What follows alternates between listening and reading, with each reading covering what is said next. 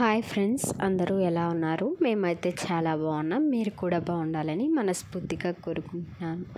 ఈరోజు నేను చూపించబోయే రెసిపీ వచ్చేసి పచ్చి రొయ్యలతో ఫ్రై అన్నమాట. ఇది చాలా టేస్ట్గా ఉంటుంది. ఒకసారి మీరు కూడా ఇంట్లో ట్రై చేయండి, చాలా బాగుంటుంది టేస్ట్ అనేది. ఒకసారి ఈ విధంగా ట్రై చేసి చూడండి, చాలా బాగుంటుంది. దీనికోసం 1 కిలో రొయ్యల్ని ఇలా శుభ్రంగా వాష్ చేసుకొని అందులోకి ఉప్పు 1 టేబుల్ స్పూన్ దాకా యాడ్ చేసుకోవాలి. అలాగే 1/2 టేబుల్ స్పూన్ పసుపు వేసేసి ఇవి రెండింటిని బాగా మిక్స్ చేయాలి.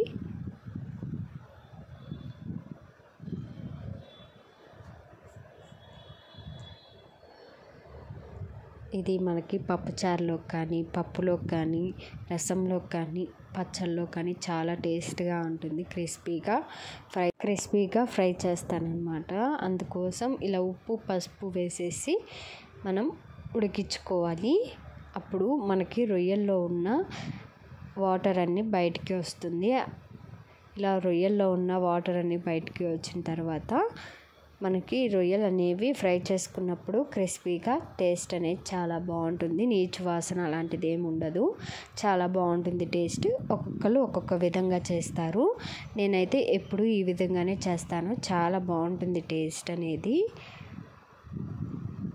ఇలా మీడియం ఫ్లేమ్లో పెట్టుకొని ఒక 5 మినిట్స్ దాకా ఉడికించుకోవాలి. చూసారా, రొయ్యలు అనేవి ఉడుకుతున్నాయి. ఎన్ని వాటర్ వచ్చాయో ఈ వాటర్ అన్నీ పోతే మనకి ఫ్రై చేసుకున్నప్పుడు క్రిస్పీగా అలాగే నీచు వాసన లేకుండా ఉంటుంది. అందుకోసం ఇలా ఉప్పు పసుపు వేసేసి ఉడికించుకోవాలి.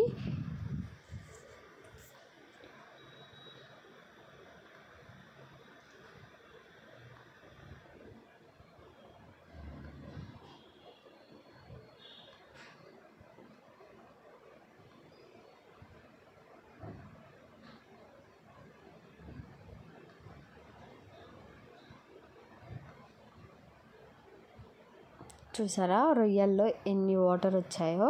ఇప్పుడు స్టవ్ ఆఫ్ చేసేసుకొని ఈ వాటర్ అన్నీ తీసేసేయాలి. ఒకసారి బాగా మిక్స్ చేసుకోవాలి. చిదురు చేసుకోకుండా చిన్నగా ఫ్రై చేసుకోండి. చాలా బాగుంటుంది టేస్ట్ అనేది. మీరు ఎలా చేస్తారో రొయ్యల ఫ్రై నాకైతే కామెంట్ సెక్షన్లో కామెంట్ చేయండి. నేనైతే ఈ విధంగా చేస్తాను.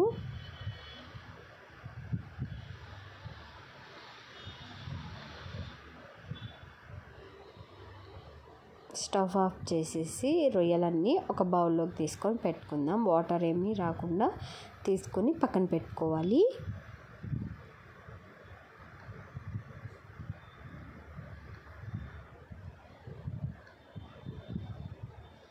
ఇలా మొత్తం వాటర్లో నుంచి సపరేట్ చేసుకొని పక్కన పెట్టుకోవాలి. ఇప్పుడు ఫ్రై కోసం నేను కడాయి పెట్టుకొని దానిలోకి 2 టేబుల్ స్పూన్ల ఆయిల్ అయితే యాడ్ చేసుకుంటున్నాను. ఆయిల్ హీట్ ఎక్కిన తర్వాత 1/2 టేబుల్ స్పూన్ జీలకర్ర, అలాగే 4 లవంగాలు, మనం ముందుగా ఉడికించి పెట్టుకున్న రొయ్యలు వేసేసుకొని ఒకసారి కలిపేసి మీడియం ఫ్లేమ్లో ఉంచి ఫ్రై చేసుకోవాలి.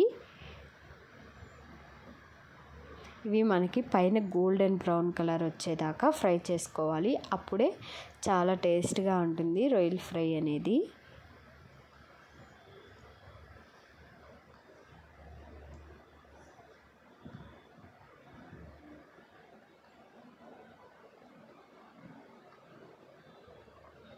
మీడియం ఫ్లేమ్లో పెట్టేసి ఒక 10 నిమిషాలు అలా వదిలేయాలి. ఒక పక్క వేగిన తర్వాత మళ్ళీ ఒకసారి కలుపుకోవాలి. చూసారా, రెడ్ కలర్లో వచ్చేసినాయి. ఈ విధంగా ఫ్రై చేసుకోవాలి.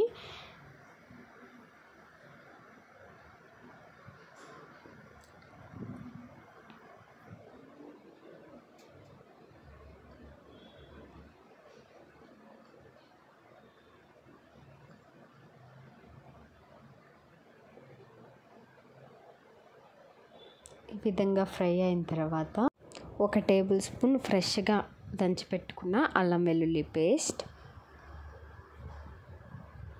వేసి ఒకసారి బాగా కలుపుకోవాలి.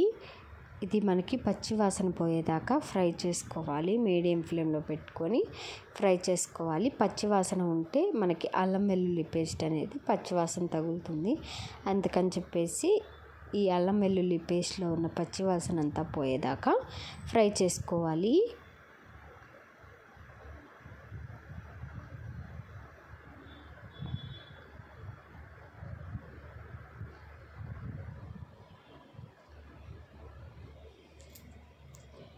చూసారా, ఈ విధంగా ఫ్రై చేసుకుంటే మనకి చాలా టేస్ట్గా ఉంటుంది రొయ్యల ఫ్రై.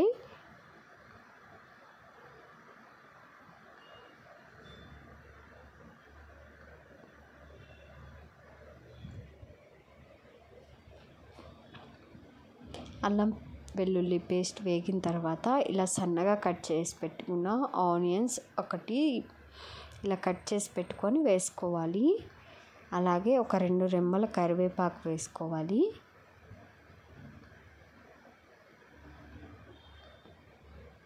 వేసేసుకొని ఒకసారి బాగా మిక్స్ చేసుకోవాలి. ఫస్ట్లోనే ఆనియన్స్ వేస్తే మనకి రొయ్యలు వేగేసరికి అవి సాఫ్ట్గా అయిపోతుంది. అంత టేస్ట్ బాగోదు. కొంచెం కరకర అంటే టేస్ట్ అనేది బాగుంటుంది రొయ్యల ఫ్రైలో ఆనియన్స్. అందుకని చెప్పేసి నేను చివరిలో వేసాను. ఆనియన్స్ మగ్గిపోతాయి. ఇలా వేసి మీడియం ఫ్లేమ్లో ఒక 2 నిమిషాలు మగ్గించుకుందాం.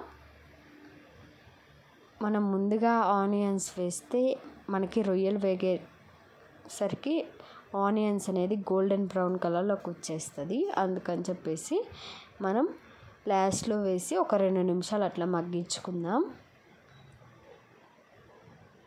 మీకు నచ్చితే ఉల్లిపాయ పేస్ట్ అయినా వేసుకోవచ్చు. నేను ఇలా ఉల్లిపాయలు కట్ చేసి వేసాను అన్నమాట.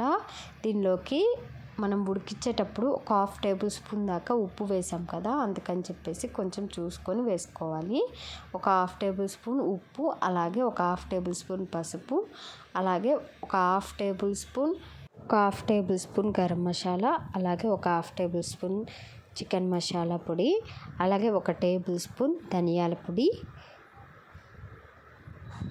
అలాగే ఒక 1/2 టేబుల్ స్పూన్ కారం వేసుకొని ఇదంతా బాగా మిక్స్ చేసుకోవాలి.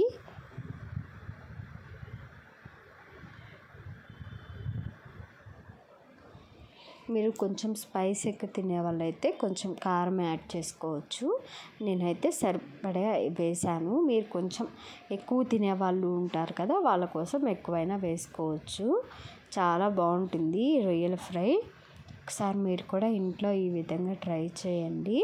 చాలా బాగా వస్తుంది. పప్పుచారులో కానీ, రసంలో కానీ, పచ్చళ్ళలో కానీ, పప్పులో కానీ చాలా బాగుంటుంది టేస్ట్. మనకి రెస్టారెంట్ స్టైల్ రొయ్యల ఫ్రై అయితే తయారైపోయింది.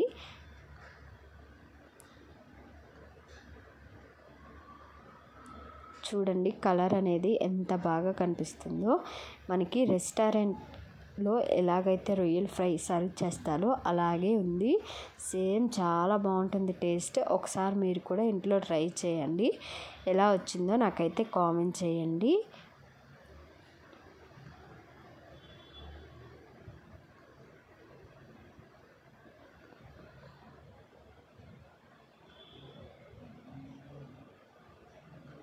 అంతేనండి, సింపుల్ అండ్ టేస్టీ రొయ్యల ఫ్రై అయితే తయారైపోయింది. మరెన్నో వీడియోస్ కోసం నా ఛానల్ని లైక్ చేయండి, షేర్ చేయండి, అలాగే సబ్స్క్రైబ్ చేసుకోండి. Thank you for watching.